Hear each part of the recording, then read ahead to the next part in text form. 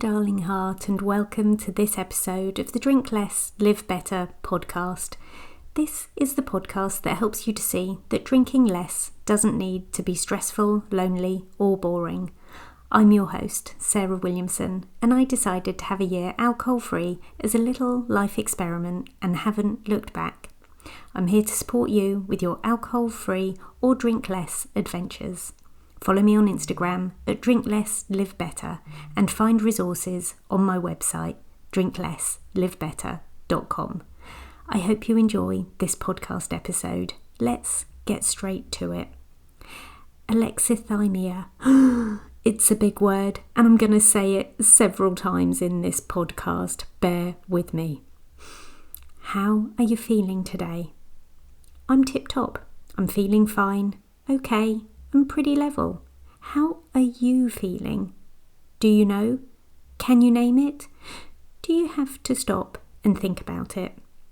I'm going to take a breath while you think of your answer and say it out loud. Okay.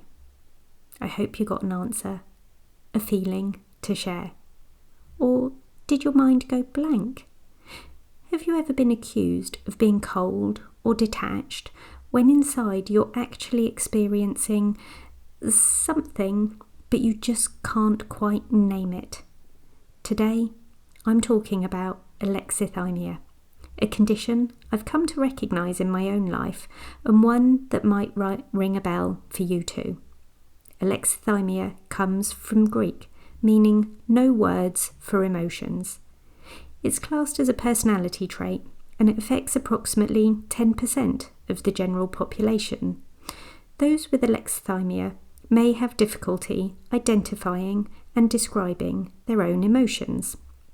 They might struggle to distinguish between different feelings or between different emotional and physical sensations. Most people have an emotional vocabulary that allows them to recognise and label what they're feeling.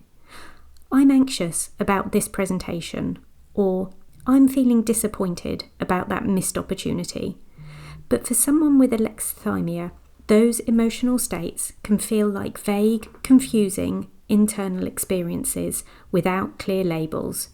Perhaps we'd say, I feel a bit meh, or I don't really know how I feel. I used to think I was just rational or level-headed. When friends would describe emotional reactions to situations, I'd nod along, but privately wonder why I didn't seem to feel things with the same intensity. I had an experience with an oncologist consultant a couple of years ago.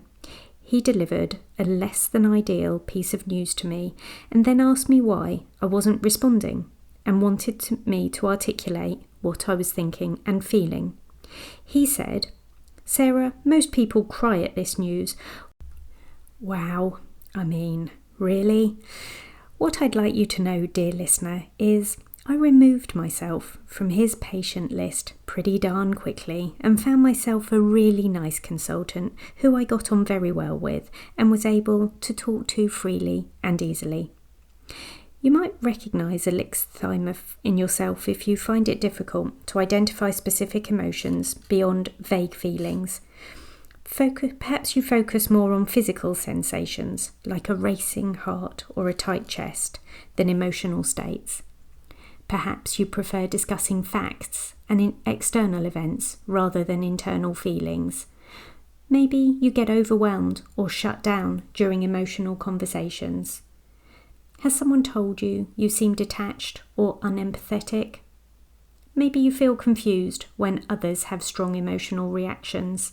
And perhaps you tend to analyse situations logically rather than emotionally.